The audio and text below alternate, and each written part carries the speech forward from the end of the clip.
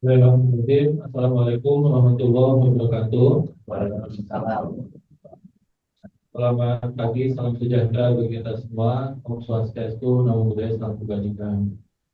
Yang saya hormati Ibu Hera sebagai tuan rumah, juga sebagai atau sebagai dirut. Ada dua-dua, dua-duanya. Ya. Kalau di sini Direktur PT Global Inspeksi Sertifikasi Cek, halo, cek, dan cek, juga tim cek. dari PT Global Inspeksi Sertifikasi PT GIS yang sudah menyiapkan acara yang luar biasa pada pagi hari ini.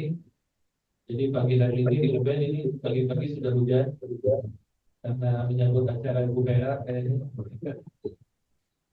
Eh, dan juga alhamdulillah kami dari Kementerian Perindustrian hadir full tim. Ada saya, kemudian ada Pak Afin, Kepala Pusat Industri Hijau, ada Pak Bimo, Kepala Pusat Perusahaan, dan tidak ketinggalan dari Kementerian Hukum yang sudah dipisahkan dari kami. Jadi yang ada Kementerian Hukum, Pak Agung, eh, dari Direktorat Air dan Indikasi Geografi. Dan juga Bapak Ibu dari Ibu Hera cerita bahwa Ibu Hera telah mengundang industri-industri yang menjadi klien dari PT GIS, baik itu klien untuk yang berasal dari buku, industri pelumas, dan juga industri pipa ya, Pak Baja. Jadi pagi hari ini sesuai dengan temanya, PT GIS mengundang Bapak Ibu untuk mendengarkan sosialisasi Permen nomor 45 dan penerapan standar video yang semuanya ini mungkin tidak bisa dilepaskan dari merek ya. Karena tidak ada produk yang tidak bermerek ya Pak Agung ya, semua produk pasti ada mereknya gitu. Jadi terkait dengan merek nanti mungkin Pak Agung akan menjabarkan lebih detail dan kemudian eh, sebagaimana yang Bapak Ibu ketahui bahwa saat ini dari sekitar mungkin 130 produk yang sudah dikatakan SN wajib. Ini sekarang di tempat Pak Bimo, di pusat perumusan standar di Kementerian Perindustrian, itu sekarang sedang dilakukan penyesuaian, sedang dilakukan adjustment dari peraturan yang lama menjadi peraturan yang baru, yang semuanya menginduk kepada peraturan Menteri Perindustrian nomor 45 tahun 2022 tentang standarisasi industri. Jadi nanti Pak Bimo mungkin akan menjelaskan eh, apa saja peraturan Menteri Perindustrian yang sudah terbit terkait dengan pemberlakuan SNI wajib. Ya mungkin diantaranya tiga produk itu, jadi ada pelumas, kemudian ada pupuk dan juga ada eh, pipa pipa baja. Dan kemudian nanti Pak Apit ini kepala pusat industri hijau nanti akan menjelaskan karena salah satu jasa yang diberikan oleh ini juga memberikan jasa layanan berupa sertifikasi industri hijau. Tahun 2024 begitu juga ya. Jadi eh, tahun ini tahun 2025 berarti sudah setahun ditunjuk. Di kemudian tahun 2024 sekarang ini sudah tahun 2025. Nah jadi di tempat Pak Apip ini di pusat industri hijau ini sejak tahun 2020 sampai tahun 2024 ini sudah ada 62 standar industri hijau dan yang sudah ditunjuk sebagai lembaga sertifikasi industri hijau ada 24 lembaga termasuk PT GIS yang sudah ditunjuk. Kemudian sertifikasinya sendiri sudah terbit ada 149 eh, dan ada 38 perusahaan yang sudah mendapatkan pendampingan untuk standarisasi industri hijau. Nah, ini mungkin masih sedikit yang sudah sertifikasi industri hijau. Jadi mungkin Bu Vera ini peluangnya cukup besar ya untuk sertifikasi industri hijau. Namun demikian juga peluang untuk sertifikasi SNI juga lebih besar lagi gitu karena eh, apa namanya kalau dari sisi wajib atau tidaknya yang 130 produk itu kan sudah wajib termasuk pupuk, kemudian pelumas dan pipa. Sementara mungkin untuk industri hijau ini sifatnya masih sukarela. Namun demikian apa namanya kesadaran untuk produk hijau juga sudah cukup baik, termasuk juga mungkin di perusahaan Bapak Ibu dan kami dari Kementerian Perindustrian dan juga Kementerian Hukum pasti mendukung upaya Bapak Ibu untuk berproduksi atau untuk mengembangkan industri di dalam negeri. Jadi sasaran kita, sasaran kami, kenapa Kementerian Perindustrian kemudian menunjuk PT GIS ini untuk melakukan sertifikasi, salah satunya adalah untuk membantu industri dalam negeri untuk mengembangkan produknya. Dan tentu saja setiap produk itu harus ada merek sehingga nanti ada peranan dari Kementerian Hukum terkait dengan merek dan indikasi geografis. Jadi dalam kesempatan yang baik ini, kami atas nama Kementerian Perindustrian juga mengucapkan terima kasih kepada PT GIS, pada Bukera dan tim yang sudah membantu kami sebetulnya melakukan sertifikasi untuk produk-produk terutama produk dalam negeri gitu. Dan Pak Bimo ini sebagai kepala pusat perumusan sudah cukup banyak dibantu juga oleh apa namanya oleh perusahaan-perusahaan lembaga inspeksi dan lembaga sertifikasi seperti PT GIS ini. Jadi sampai sekarang kurang lebih ada sekitar lebih dari 50 perusahaan itu sudah ditunjuk oleh Pak Bimo untuk melakukan sertifikasi SNI. Dan mungkin ada sekitar lebih dari 90 laboratorium juga sudah ditunjuk untuk melakukan pengujian. Karena kalau dilakukan sendiri oleh pemerintah pasti tidak sanggup gitu, baik dari sisi waktu, SDM maupun peralatan. Gitu. Oleh sebab itu, Pak Bimo sebagai kepala pusat perumusan sudah menunjuk lembaga-lembaga di luar pemerintah juga untuk melakukan sertifikasi SNI dan untuk melakukan pengujian produk. Eh, Mungkin itu yang dapat kami sampaikan. Sekali kami menyampaikan apresiasi kepada PT GIS, pada Bu Mena dan tim.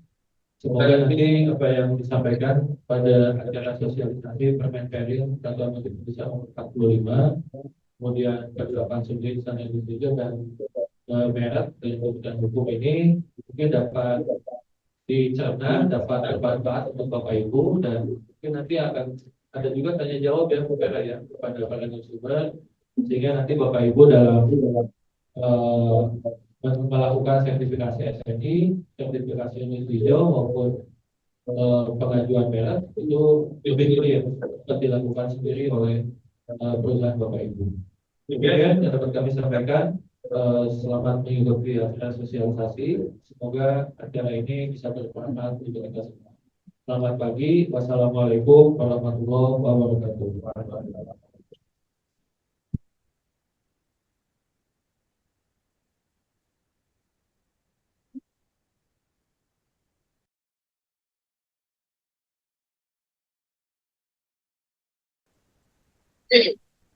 Terima kasih Pak Andi tadi sudah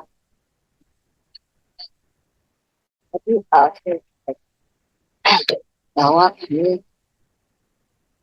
sudah ditunjuk untuk berkomentar terkait evaluasi dan memang harus minta kita undang memang sebagai speaker adalah itu kita dan ada minyak goreng dengan karena kita ada beberapa klien kita di sini di sini ada dari beberapa pabrik itu kemarin kita undang dari Myanmar dari KPM lalu ada dari Astra si ada beberapa yang undang ya. Nah kalau SNI wajib kan clear ya wajib gitu kita harus punya SNI-nya terkait dengan produk yang dikenakan wajib. Nah, SIH ini kan memang salah satu program pemerintah, yang mana kita tahu kan sekarang pemerintah sedang menuju net zero emission, kita ya. Tapi beberapa langkahnya banyak kita lihat. Sebenarnya kalau kita bicara net zero emission, di ISPO ada BRKK, LPG ada, di SIH juga ada. Eh, Salah satu memang ya benar kita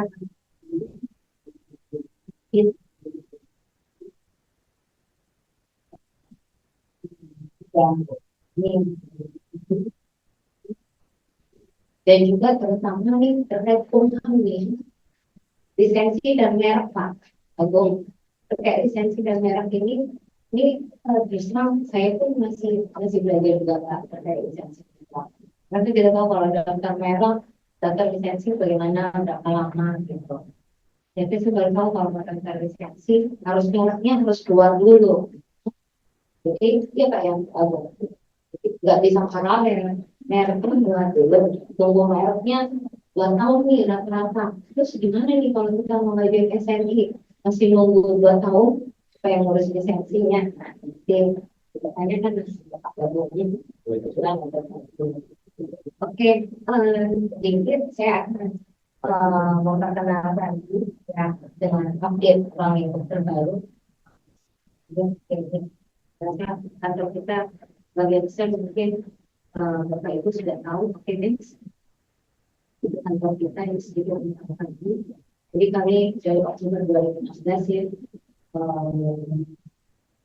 sebagai guru dengan beberapa untuk itu dan misi kami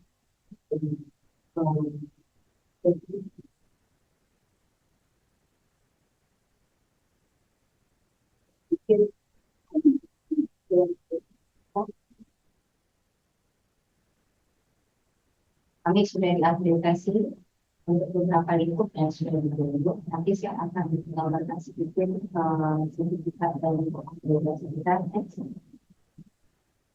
Ini beberapa lingkup pelayanan yang kami miliki. Jadi kami ada lembaga sertifikasi produk, sistem manajemen mutu, sistem manajemen kesehatan dan keselamatan kerja. Mungkin kalau di ISO ini Pak dengan satu, oke.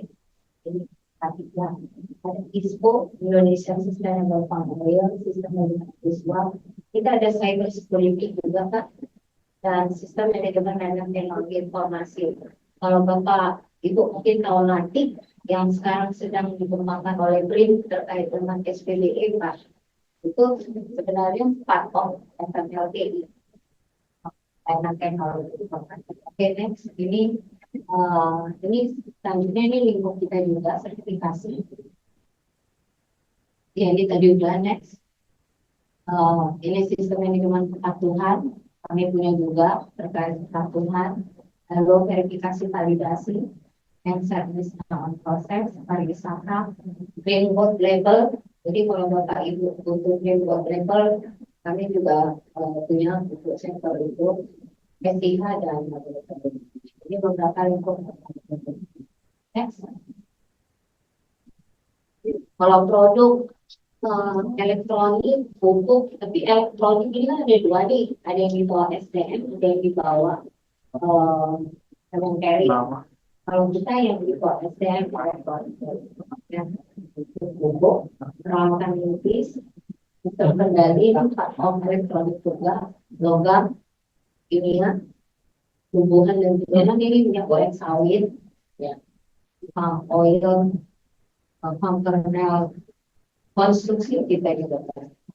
Ada beberapa sektor jasa yang kami miliki seperti pasar rakyat, pariwisata, ruang bermain ramah anak.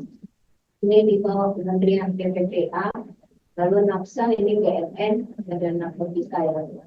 Ini terkait dengan rehabilitasi narkoba, lalu ada CPC juga merupakan lingkup kita juga. Next. Ini also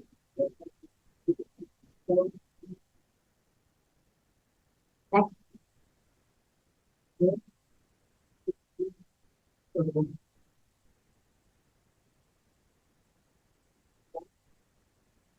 ada di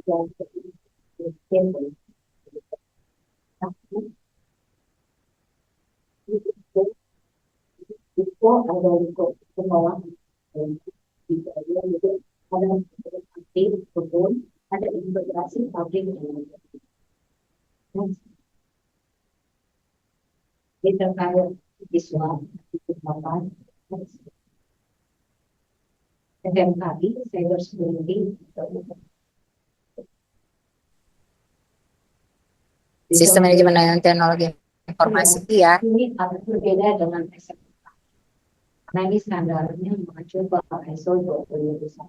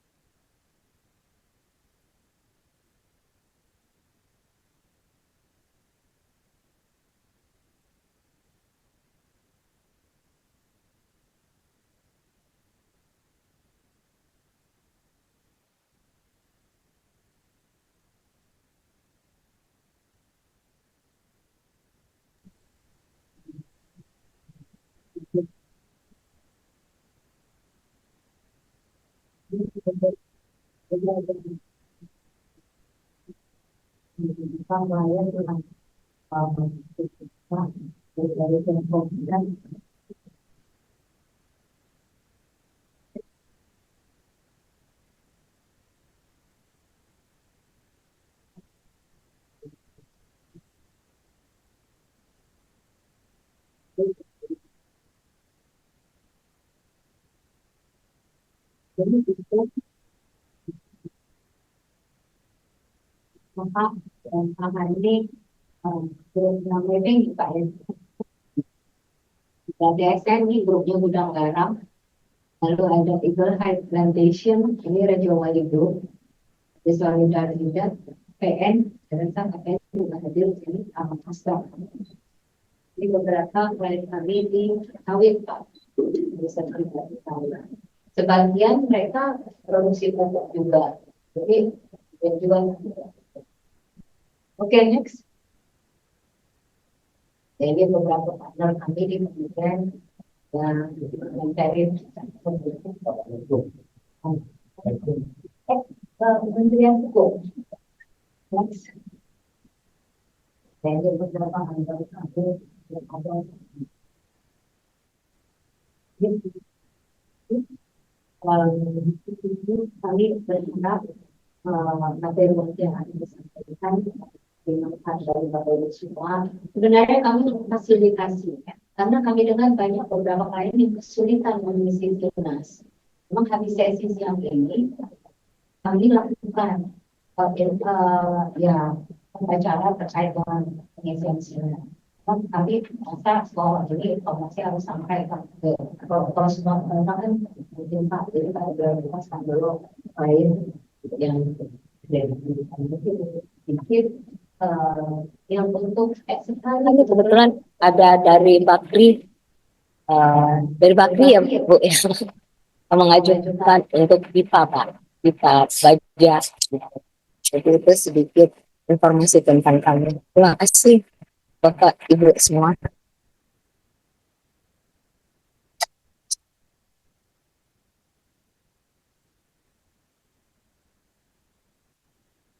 Terima kasih. Terima kasih kepada Ibu Vera Marini atas catatan yang kami diberikan. Baik, selamat pagi Bapak-Ibu sekalian. Assalamualaikum warahmatullahi wabarakatuh. Pada kesempatan yang berbagi ini, terima kasih pertama kali kami ucapkan kepada moderator Ibu Direktur yang memoderatori dalam kegiatan ini.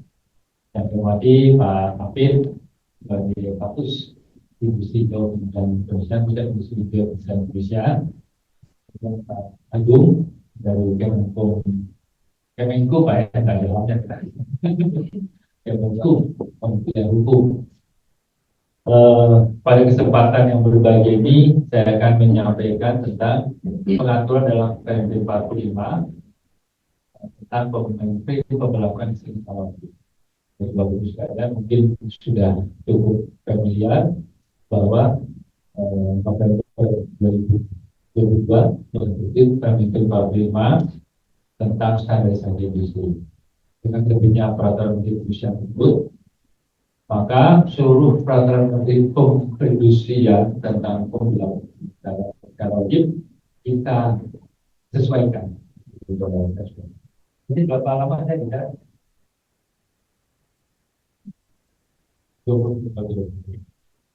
Next ya, satu. Nah ini adalah outline dari peraturan menteri perindustrian 45 2022 dan 11 item sebetulnya penting. Oke, next. Nah, Bapak-Ibu sekalian, di dalam peraturan menteri perindustrian tahun 2022 itu ada beberapa klausul yang baru, sehingga seluruh peraturan menteri perindustrian ini kami revisi. Ini adalah hal-hal yang mungkin bisa sebagai insight kita, mana-mana klausul yang disesuaikan. Jadi kalau kita lihat sebelah kiri, Permen 86 2009 tentang SNI bidang industri yang saat ini sudah tidak berlaku regulasinya. Kemudian di sebelah kanan yang ujung itu adalah pada peraturan menteri perindustrian standarisasi industri. Jadi seluruh peraturan menteri perindustrian tentang pemberlakuan SNI secara wajib ini mengikuti hal-hal yang akan dijelaskan. Kalau kita mulai dari perencanaan dalam peraturan menteri yang terdahulu itu tidak disebut, sedangkan di dalam peraturan menteri yang baru yang sudah kami terbitkan sebagian besar itu perencanaan itu adalah sesuai dengan kebijakan nasional standarisasi dan KIM.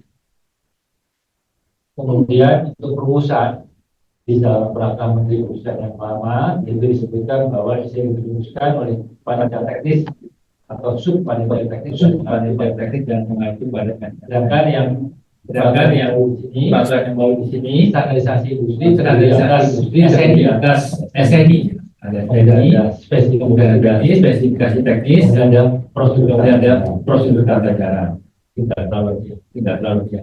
Ini kemudian penerapan di sini penerapan SNI sudah didasarkan untuk yang baru. Di sini penerapan SNI sudah peraturan undang-undangan. Kemudian penerapan PTC dilaksanakan sesuai ketentuan yang ditetapkan oleh PTC. Jadi maksudnya penerapan ini adalah sebelum kita wajibkan.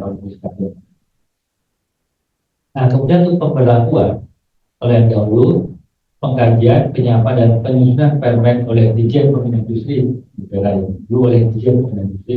Kalau yang baru di sini Dirjen Pembinaan Industri hanya mengusulkan saja. Jadi nanti kalau Bapak Ibu sekalian industri ya atau asosiasi industri itu menginginkan bahwa SN yang sudah diterapkan secara sukarela ingin dilanjutkan, ini mengusulkan kepada Dirjen Pembinaan Industri. Jadi usulan itu nanti akan kami terima. Nah, kemudian Dirjen Pembinaan Industri kalau dulu menetapkan petunjuk teknis pemberlakuan listrik secara wajib. Ada petunjuk teknisnya bagus sekali. Jadi ada peralatan pendistribusian. Nah, sekarang tidak ada petunjuk teknis. Kemudian dalam hal belum terdapat SMI, Menteri dapat mewajibkan spesifikasi teknis dengan waktu paling lama 3 tahun. Dulu itu hanya 3 tahun saja spesifikasi teknis. Kalau sekarang ini tidak ada masa berlakunya, tidak dibatasi masa berlaku. Nah, ini yang berhubungan dengan kepala nih, masalah penunjukan LPK. Ya. Kalau dulu tidak diatur mengenai kepemilikan LSPRO terhadap laboratorium uji atau lembaga ekspertis. Nah, sekarang ini harus sekali. Jadi LSPRO harus memiliki laboratorium uji yang terakreditasi SNSU IC 17025 atau lembaga ini akreditasi SNSU IC 17020. Kemudian untuk LPK tidak dulu regulasi lama tidak melakukan penggunaan personel berkeluarga negara Indonesia.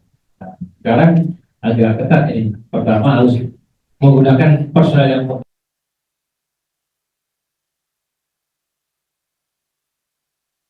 kepala badan yang mengatur tentang registrasi dari auditor maupun petugas mengatur untuk beberapa.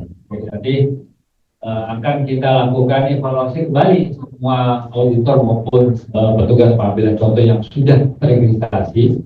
Karena kalau dulu kan nggak ada beberapa sekarang ada auditor, bidangnya kan kita sebutkan. Nah itu nanti kita nggak boleh. Jadi nanti teman-teman yang auditor yang kompeten saja yang boleh mengaudit ruang lingkup yang sesuai, itu beda. Nanti nggak apa, nanti diajukan kembali atau kalau nggak yang sudah diajukan kemarin, biasanya ini nanti akan kita sesuaikan dengan Kemen Penunjukan LPK. Tadi saya sampaikan yang pergendong atau humas pupuk juga kan pupuk dan juga. Nah, nanti yang belum tunjuk ini harus nanti akan mengajukan lagi oleh Komisi sahabat-sahabat saja, kemudian menyampaikan portofolio, nanti akan kita evaluasi. Itu jadi kita ingin ini istilahnya ingin reformasi standarisasi karena Bu Vera ini GIS itu merupakan ujung tombak dari standarisasi kita nasional kita. Kalau Bu Vera-nya keren, wah standar kita keren. Membawa nama bangsa dan negara. Yang akan kita dorong terus.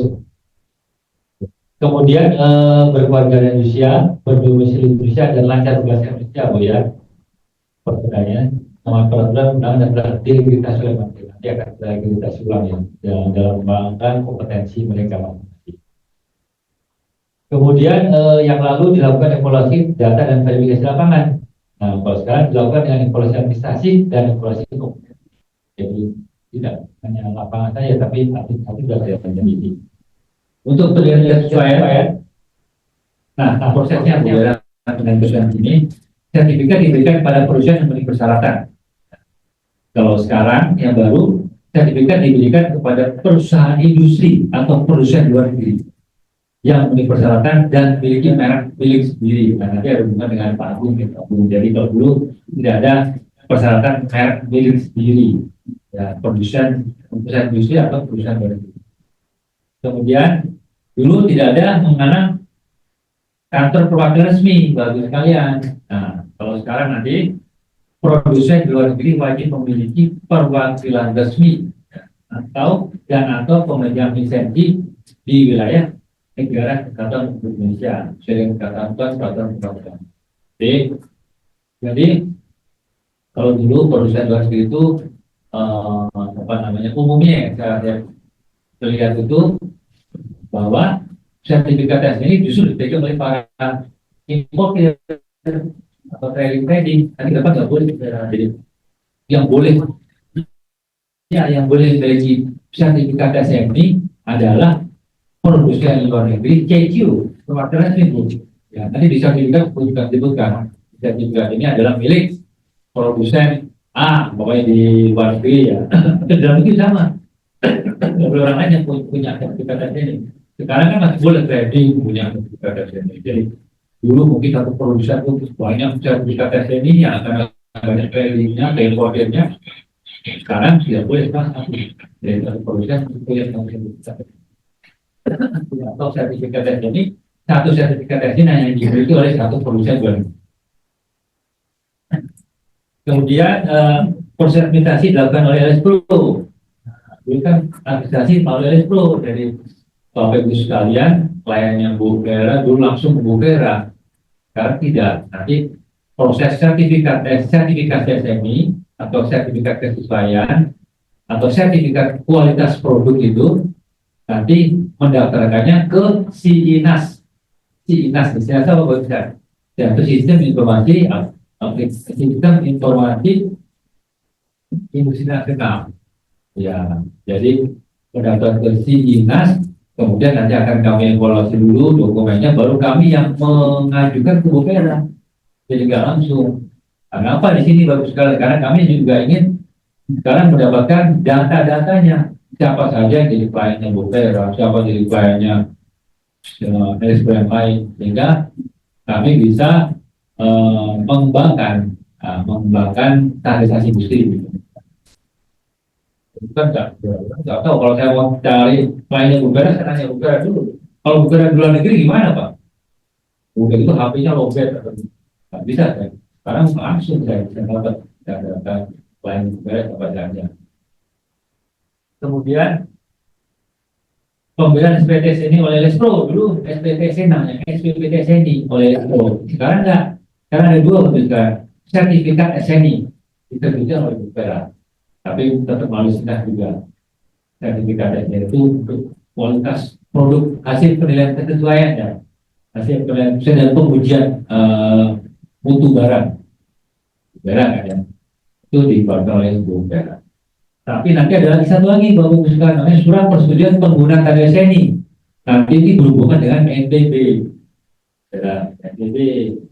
Nah, nanti kalau yang sekarang itu pemberian penggunaan tanda SNI atau tanda kesesuaian oleh Kepala Badan Kementerian Perindustrian kami melalui SINAS disertai tanda elektronik. Ya nanti kami mengeluarkan tanda elektronik tersebut akan ditempelkan di sertifikatnya Bu Vera nanti buat tanda tangan. Juga resmi ada tanda elektronik dari kami. Ya. Nah, nanti kalau SPPT SNI, Bapak Ibu sekalian setelah mendapatkan sertifikat SNI, itu kualitasnya sudah dianggap oke, baru izin tanda SNI ini kami tempelkan di produk kami. Plus nanti diberikan tanda elektronik. Jadi beda tanda elektronik yang kita berikan, beda itu untuk sertifikat SNI. Ini tanda elektronik untuk SPPT SNI. Jadi nanti Bapak Ibu sudah dapat sertifikat SNI, nanti mengajukan sekali lagi ke SINAS. Ini sudah nggak ada sangkut paut dengan Bu Vera, karena nanti SPPT SNI berhubungan dengan NBB. Ya, nanti NBB. Kalau di luar negeri, tentu nanti syarat NBB itu SPPT SNI, namanya surat persetujuan penggunaan tanda SNI. Jadi hak untuk mencantumkan logo SNI di produk dan barcode-nya, ya barcode. Nanti barcode itu bisa siapa aja mencek, tapi itu kelihatan. Responnya PT Global Inspeksi Sertifikasi. Kemudian diproduksi di perusahaan produsennya tahun sekian, ada jelas nanti. Kemudian mengikuti SNI sekian, nama produknya, mereknya. Telusuri. Nah, ini teman-teman dari P2SI dan pengawasan yang akan dalam rangka awasi. Mungkin minat dosa, pengawasan juga dosa mungkin penandaan.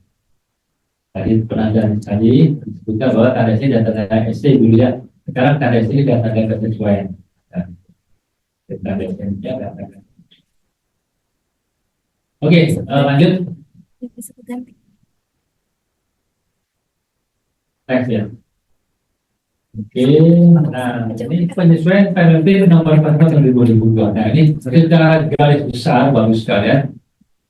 Di dalam penelitian 45 tahun 2022, ini klausul-klausul yang baru, yang nggak ada zaman dulunya nggak ada. Klausul-klausul yang baru ini harus kita masukkan ke dalam peraturan Menteri Perindustrian pemberlakuan dan ini wajib. Yang nanti jumlahnya itu ada yang sudah kami terbitkan itu. Dulu kan ada 63 PMP, beberapa ya, bagus sekali ya, 63 PMP. Nah, sekarang sudah terbit 44 PMP. Sudah 44 PMP. Ada 17 PMP yang sudah kami harmonisasi dan itu juga siap terbit juga. Yang saya parah, kemudian ada tangan parah, lagi terbit 44 tambah 17. Oke.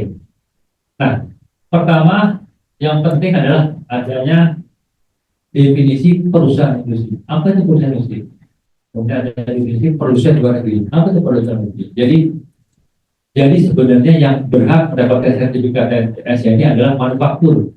Manufaktur ada dua sekarang. Perusahaan industri yang berdomisili di Indonesia, yang berlokasi di Indonesia, dan ada perusahaan luar negeri yang berdomisili di luar negeri. Hanya saja definisi. Tapi poinnya sekarang yang dapat sertifikat TNS atau sertifikat sesuai hanya manufaktur. Jadi nggak ada namanya importer, nggak punya, nggak boleh. Trading nggak boleh. Manufaktur nggak boleh punya sertifikat TNS. Kemudian ada nama istilahnya kerjasama merek. Ada istilah makhluk. Itu apa? Jadi Pak Agung akan lanjut lagi ya tentang kerjasama merek dan makhluk ini. Kalau kerjasama merek itu jadi begini Bapak bisa bayangkan kita ini kerjasama merek itu adalah antara manufaktur dan manufaktur. Bisa manufaktur dalam negeri, kerjasama dengan manufaktur luar negeri. Bapak sekarang manufaktur di dalam negeri, manufaktur A, dia memproduksi namanya sepatu pengaman berbeda atau yang berbeda pelumas lah, pelumas. Ini overload, nggak bisa dikerjakan udah. Maksudnya udah banyak order ya. Ini nggak bisa kerjakan pakai merek saya. Kerjakan dengan manufaktur B. Namanya tidak merek itu. Tapi ada lagi namanya makhluk. Itu juga sama kerjasama merek, tapi beda. Ini antara pelaku usaha dengan manufaktur. Sama saya punya merek, saya punya merek Aqua, atau mungkin yang jualan Aqua yang di Indomaret ada bukan. Namanya Aqua juga ya, bukan Aqua kayaknya. Indomaret gitu, air minum dalam kemasan, ADK ya. ADK, Indomaret punya merek, dia maklurkan ke manufaktur. Nah itu berbeda. Jadi kalau dalam standarisasi di sini yang jadi jadi ini punya merek, ini ingin dikerjakan di manufaktur. Kemudian, nah ini ada namanya istilah perwakilan resmi, dulu nggak ada perwakilan resmi. Perwakilan resmi itu apa? Perwakilan resmi di sini sebagai perwakilan dari perusahaan luar negeri yang mengurus sertifikat ini dan eksploitasi ini. Jadi nanti perusahaan luar negeri dia ingin mengurus sertifikat SNI, kan sertifikat SNI atas nama perusahaan itu ya luar negeri. Tapi karena di luar negeri kan beda peraturan hukumnya, nggak bisa. Mereka nggak bisa punya akun Sinas, harus ada punya perwakilan resmi di Indonesia. Nah, perwakilan resmi nanti harus dalam bentuk entitas usaha, badan usaha yang harus ada akta notarisnya. Ini benar-benar mewakili. Jadi perwakilan resmi nanti ini kepanjangan tangan dari perusahaan negeri. Ya, jadi sebetulnya kalau secara bayangan orang sederhana itu perwakilan resmi adalah bukan manufaktur juga, manufaktur di luar negeri, tapi ada di Indonesia. Nanti perwakilan resmi wajib memiliki gudang perwakilan resmi, bukan memiliki, menguasai, boleh disewa atau apa. Nah nanti ini masih merupakan satu bagian dari produsen luar negeri, sehingga nanti ada lagi nanti klausulnya bagus sekali di peraturan Menteri Perindustrian yang baru-baru ini, bahwa barang yang masuk atau yang dihasilkan oleh produsen luar negeri itu harus masuk ke gudang perwakilan resmi, karena itu dianggap sebagai satu kesatuan. Nah, nanti teman-teman dari pengawas yang akan mengawasi mungkin sekali-sekali uji petik di gudangnya. Ya, nah sekarang gimana caranya? Harus itu. Nah, ini sedang kami susun regulasinya nanti. Bagaimana caranya supaya kita barang itu benar-benar masuk ke gudang perwakilan resmi di dalam yang dikuasai oleh perwakilan resmi tadi. Nah, kemudian ada istilah pelaku usaha. Pelaku usaha apa? Istilah untuk non produsen. Jadi saya sampaikan tadi, setiap pemilik merek saya disebut sebagai pelaku usaha. Ya, bisa di luar negeri dan negeri. Jadi ada pemilik merek luar negeri, dia bukan manufaktur disebut sebagai pelaku usaha. Nah, kemudian ada perwakilan perusahaan. Perwakilan perusahaan gitu bagus kan, itu mewakili dari pelaku usaha yang ada di luar negeri. Gitu loh, bagus kan ya. Dalam hal terdapat makro istilah ini untuk perwakilan pelaku usaha di luar negeri pemilik merek. Perwakilan pelaku usaha di luar negeri, jadi ada pelaku usaha di luar negeri. Nah, nanti kan dia dalam rangka untuk pertama kan ada pelaku usaha di luar negeri, dia ingin umpamanya ya ingin mengerjakan produknya di manufaktur di luar negeri umpamanya. Kemudian nanti produknya itu ingin dijual di dalam negeri. Ini harus punya perwakilan perusahaan di dalam negeri. Kalau nggak bisa kan? Kan beda-beda lagi orang luar negeri dan pulang merek luar negeri. Ya, nanti harus ada perjanjian lisensi merek dengan perwakilan perusahaannya. Nah, ini pokoknya kelihatannya rumit, tapi sebetulnya nggak rumit. Karena baru awal, tadi sudah biasa, nggak rumit. Kemudian ada sertifikat SNI. Nah, ini kalau dulu nggak kita pisahkan dulu namanya SPPT SNI. Bagus kan dapat SPPT SNI itu sudah boleh mencantumkan tanda SNI di produk, pokoknya kan. Kalau sekarang nggak. Baru bagus kalian mendapatkan sertifikat SNI ini berhubungan dengan dengan kesesuaian. Kemudian sertifikat ini hanya diberikan kepada perusahaan industri atau produsen luar negeri, jadi hanya manufaktur ya, ini bagus kan. Hanya manufaktur yang boleh mendapatkan sertifikat SNI. Sedangkan untuk SPT SNI ini merupakan singkatan dari surat persetujuan penggunaan SNI. Jadi kalau sudah dapat sertifikat SNI yang dikeluarkan oleh BPRA sertifikatnya, nanti Bapak Ibu kan masuk sini sekali lagi, tapi dijamin nggak lama, cepat dalam hitungan hari, karena ya di sini hanya kita ingin memastikan saja bahwa yang ingin dicantumkan jumlah yang ingin cantumkan SNI-nya itu apa ya istilahnya make sense ya. Jadi gini, umpamanya bagus manufaktur luar negeri utilitasnya umpamanya cuma 10.000, dia tapi minta SPT SNI untuk 15.000 yang kita kasih. Nah, itu kita hanya nyari data dulu aja. Data. Jadi itu nggak ada hubungan dengan tata niaga, nggak ada hubungan dengan pertimbangan teknis, nggak ada hubungan dengan yang impor, nggak ada. Nggak ada dengan hubungan dengan Perda Nomor 36 yang Perda Nomor 8 kemarin. Nggak ada. Ini nggak ada deh punya berbeda ya. Oke. Oke lanjut. Nah kemudian persyaratan yang harus dipenuhi dalam permen itu sebagai secara wajib. Ya, pertama persyaratan yang harus dipenuhi dalam permen itu sebagai secara wajib yang pertama memiliki perizinan usaha di bidang industri sesuai bidang usahanya KBRI, maksudnya namanya Bu ya industrinya. Kemudian memiliki merek sendiri dengan kelas tertentu, memiliki fasilitas produksi minimum, memiliki peralatan uji minimum, telah menerapkan sistem manajemen mutu ISO 9001/2015, memiliki akun SINAS, perusahaan industri atau perwakilan resmi, dan memiliki perwakilan resmi untuk produsen luar negeri. Nah ini bagus kan. Ini syarat-syarat yang harus dimiliki oleh manufaktur. Ada sebagian ini syarat ini adalah kalau perwakilan resmi kan di dalam negeri nggak perlu perwakilan resmi, tapi kalau luar negeri pasti harus ada tambahan perwakilan resminya di sini. Itu bagus kan ya. Ada yang baru dalam peraturan Menteri Perindustrian tentang perwakilan resmi wajib, kita akan mendefinisikan produsen. Jadi produsen itu syaratnya tinggal dibaca di dalam bahwa sekarang Permen B tentang pelumas. Syarat dari produsen itu harus memiliki peralatan manufaktur A, B, C, D, E, F, G dan seterusnya. Harus ada syaratnya. Nanti kalau dia ngaku produsen ingin mendapatkan sertifikat SNI, tapi pada waktu diaudit oleh tempatnya BPRA, nanti BPRA dicek di produsen yang tadi dalam negeri luar negeri.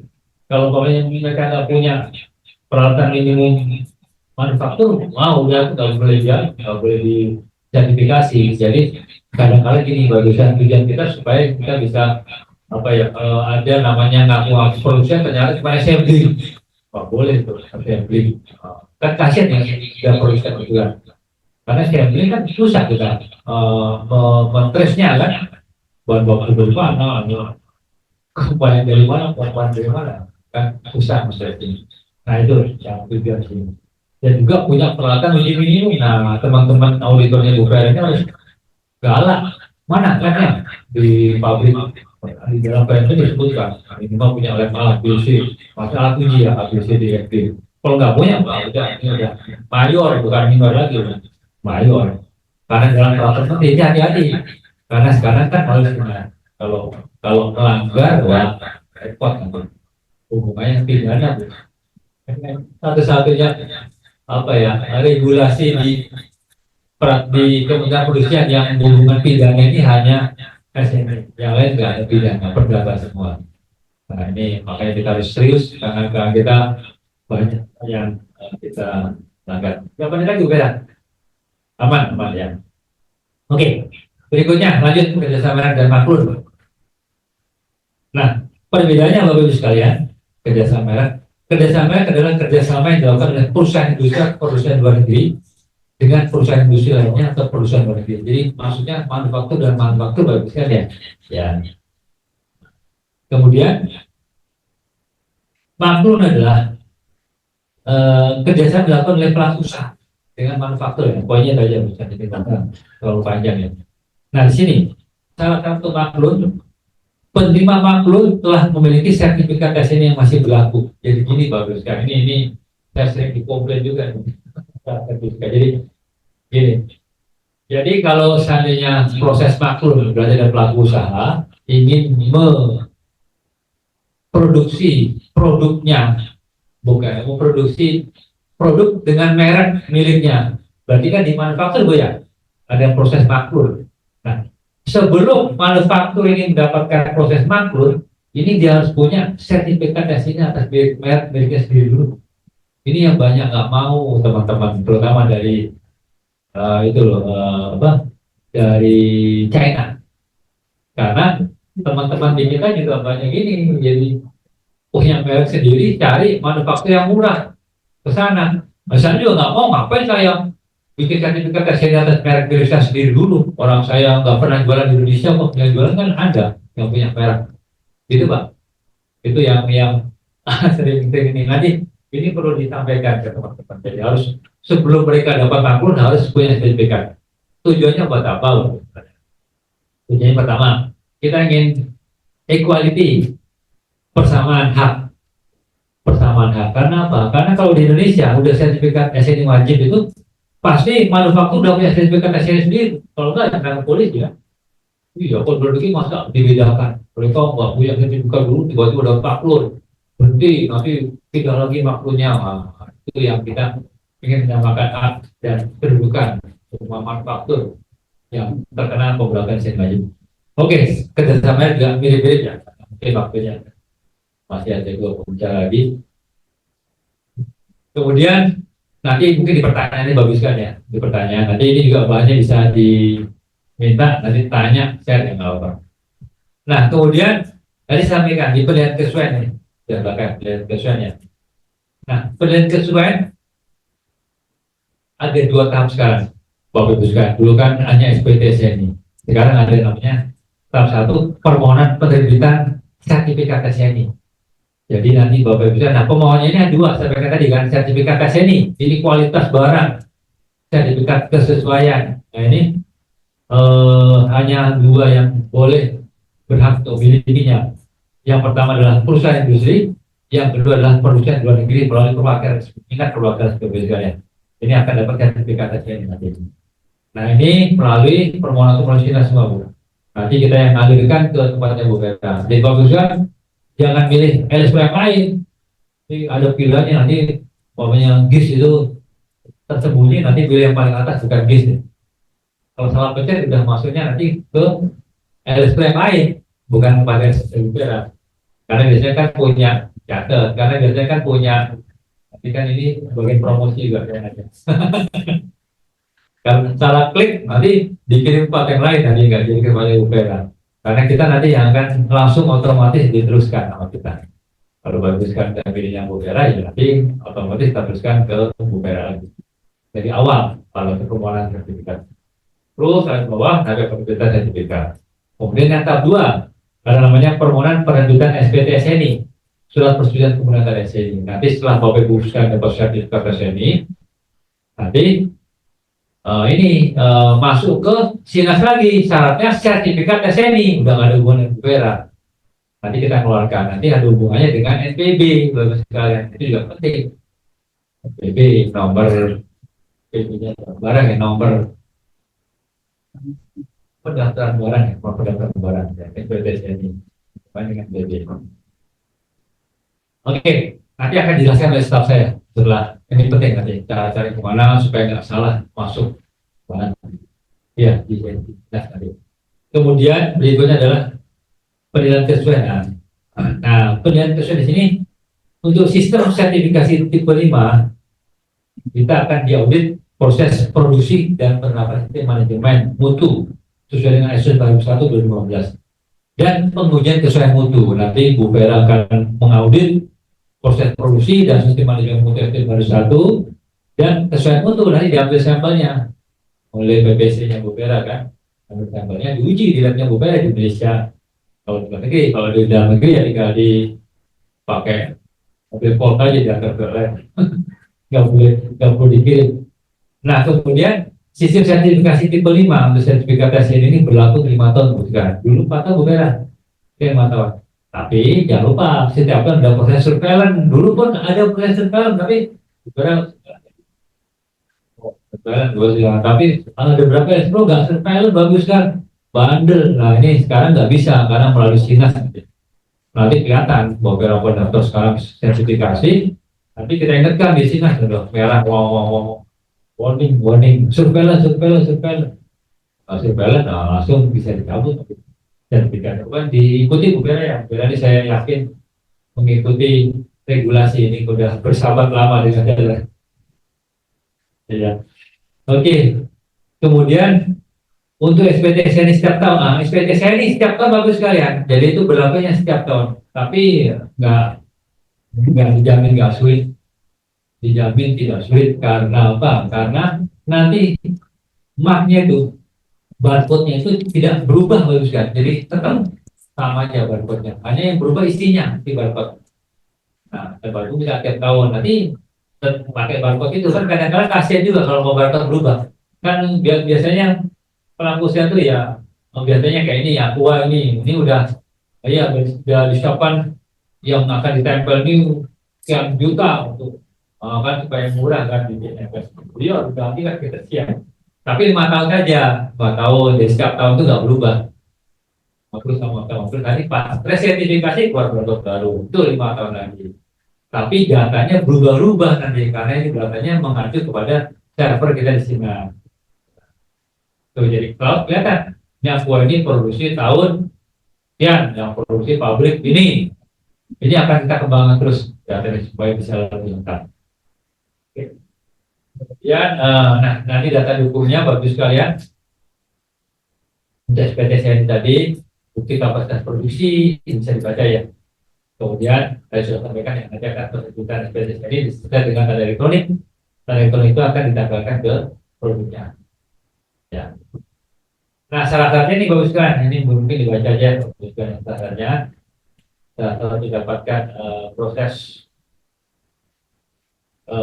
sistem sertifikasi tipe 5 ya. Kalau yang SPT ini syarat-syaratnya di bawahnya, yang kuning itu yang untuk sistem sertifikasi tipe 5.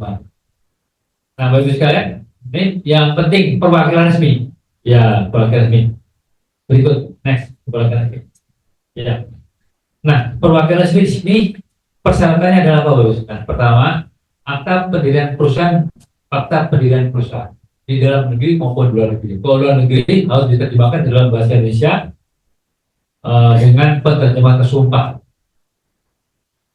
Kalau nanti udah bahasa Inggris gimana? Nggak bisa. Terus bahasa Indonesia, kita bangga dengan bahasa Indonesia, Bu. Jadi ya, tetap bahasa Inggris pun terjemahkan. Kalau sekarang di bahasa Inggris kan ada industrinya di produksinya di Inggris, bahasa Inggris, oh bahasa Inggris, bahasa Indonesia, enggak, bahasa Indonesia, bahasa Indonesia. Itu telah tersumpah juga bahasa Indonesia pokoknya. Karena saya nggak bisa bahasa Inggris. Iya. Karena saya cinta bahasa Indonesia. Iya. Kemudian perizinan usaha sama harus terima tersumpah juga. Kalau di luar negeri ya, kalau bahasa kanji apalagi susah kan, bahasa kanji atau bahasa Rusia, wah yang kotak-kotak itu yang bahasa Thailand, waduh repot gitu. Kemudian bukti perusahaan sebagai perwakilan resmi dalam bentuk akta autentik. Nah, nanti ada perwakilan resmi itu harus ada akta autentiknya, Bu.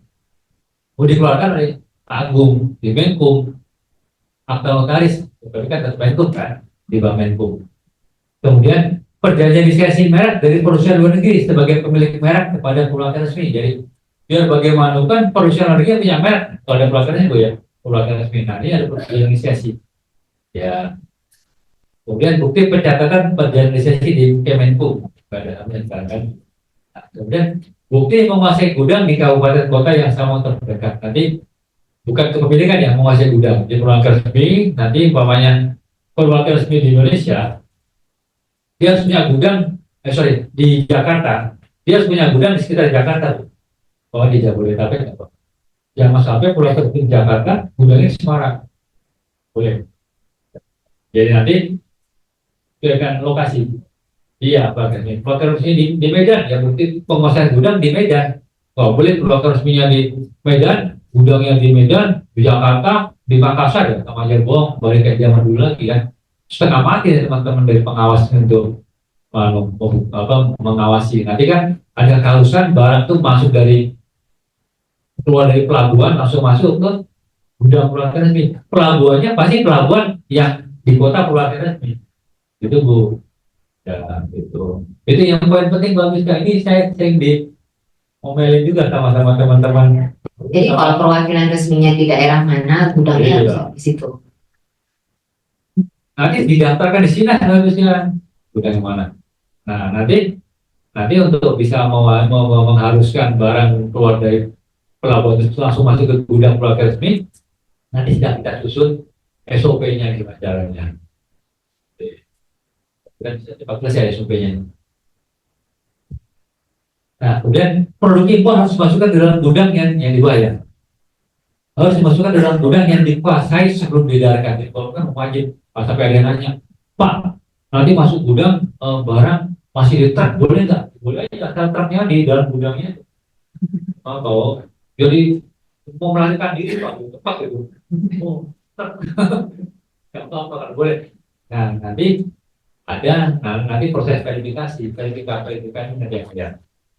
Benar nggak Bapak Ibu persetujuan impor barangnya barang ABCD, kemudian alamat gudangnya di sini, kemudian masuk ke gudang dulu atau enggak?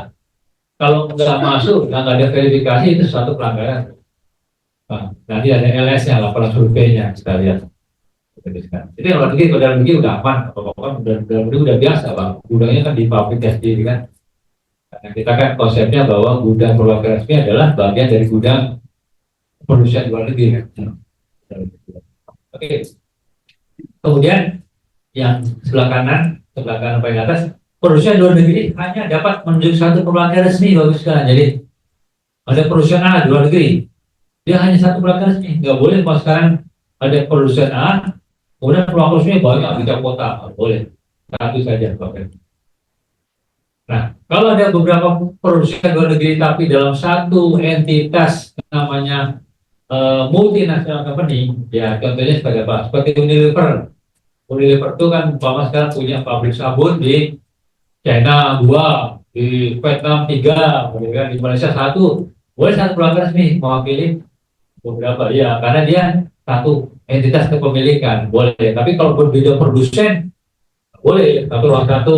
Contohnya Valvoline gitu. Jadi kantor perwakilan resminya satu aja. Iya betul kan. Apa ya nggak apa, beberapa negara nggak apa, boleh satu aja. Tapi kalau dia beda entitas ya. hanya mewakili satu produsen luar negeri program resmi. Jadi produsen luar negeri hanya dapat produsen program resmi. Kemudian program ini hanya mewakili satu produsen luar negeri. Jadi dia nggak boleh mewakili beberapa produsen juga, dibalik juga nggak boleh, satu lawan satu istilahnya kan. Ya. Dalam hal perwakilan resmi tidak sebagai importer, maka dapat menjadi importer. Jadi kalau boleh jadi importer ya. Tapi kalau yang bukan importer, dia nggak punya experience di importer, dia nggak punya kompetensi di importer, nggak apa-apa hidup. Tapi itu di luar dari standarisasi industri. Importer itu hanya yang membantu dengan meng-hire. Saya kan juga bisa, saya mau beli barang, saya tinggal di importer, saya bayar importer, dan tapi dokumen tetap dari saya, dokumen dari keluarga resmi. Gitu. Ya. Kemudian dokumen perusahaan luar negeri diterjemahkan dalam bahasa Indonesia. Dokumennya semua perusahaan luar negeri, dokumen dalam bahasa Indonesia sampai tadi yang oleh penerima tersumpah. Akta pendirian dan perizinan perusahaan dilegalisasi oleh pejabat diplomatik atau perwakilan konsuler dan terjemahkan oleh penerima tersumpah negara. Jadi akta pendirian dan perizinan perusahaan. Apa itu ya? Ya, nanti kita diskusi. Lanjut. Nah, ini untuk alat penerbitan nanti biar staff saya publiskan, biar bagusnya nggak pulang dulu. Kalau saya boleh pulang ya. Ya, pulang dulu nanti. Kemudian, next lagi. Lalu proses penerbitan SPPS ini juga nanti akan jelaskan oleh staff saya secara detail nanti sore Pak saya ini. Biar dia nanti menjelaskan dengan detail. Kemudian, nah penandaan baguskan. Jangan penandaan. Penandaan tanda SNI dan tanda elektronik dicantumkan dalam setiap produk dalam kemasan. Jadi tanda SNI baguskan. Udah ada SNI SNI ya. Bukan SNI dia cantumkan dalam setiap produk dalam kemasan. Jadi pokoknya di produk dalam kemasan itu ada tanda SNI. Seperti sekarang lah bersama. Selain tanda SNI dan tanda elektronik, jadi tanda SNI dan tanda elektronik baguskan. Kalau dulu kan gak ada elektroniknya ya, sekarang harus dicantumkan. Selain tanda SNI dan tanda elektronik, ini boleh bukan boleh ya, memang seharusnya ada merek atau logo, nama perusahaannya, tipe jenis, kode produksi, dan variabel yang diperlukan. Jadi nggak apa-apa, terserah Bapak Ibu sekalian produsennya mau menambahkan apa, foto direkturnya, boleh, gitu ya, supaya kenalkan direkturnya, Bapak boleh, itu menyumbang. Kemudian, nah berikut lagi. Nah, bagus sekalian, ini masa peralihan regulasi teknis. Ya, di sini masa peralihan dari peraturan Menteri Perusahaan yang kami terbitkan itu nanti punya masa peralihan. Pertama, berlaku rata-rata 3 atau 6 bulan setelah diundangkan. Meskipun ada yang 1 bulan bagus banget segala benar. 1 bulan langsung diterbitkan. Langsung terbit, langsung diberlakukan. Ini 3 bulan. Jadi 3 bulan bayar. Tapi tadi bayar tanya saya, kira-kira apa yang bisa peralihan ke berikutnya? Silakan baca di permennya, dilihat aja apa permennya terbitnya bulan Desember. Berarti kalau dia 6 bulan berarti itu ya Januari, Februari, Maret, April, Mei, Juni. Bulan Juni baru ada penunjukan LTK-nya, LSPRO-nya. Karena baru punya berlaku. Ya. Kemudian sertifikat produk penggunaan TNS ini dari peraturan lama harus disesuaikan paling lama 1 tahun yang peraturan berlaku. Jadi baguskan. Kalau seandainya ini peraturannya hasil revisi, ya revisi, ini biasanya bukan biasanya hampir seluruhnya itu masa transisinya 1 tahun.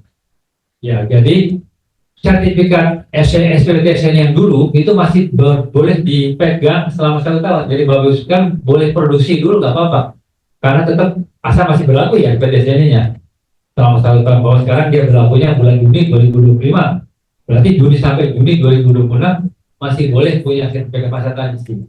Tapi pada saat itu harus segera menyesuaikan. Nanti takut tadi, wah kayaknya menyesuaikan nanti di bulan Mei 2026. Taunya mepet, taunya ngantri banyak sekali. Jadi masalah bisa sertifikat nggak bisa dikeluarkan, yang lama sudah berlaku, baru ya keluar gitu, jangan sampai misalnya.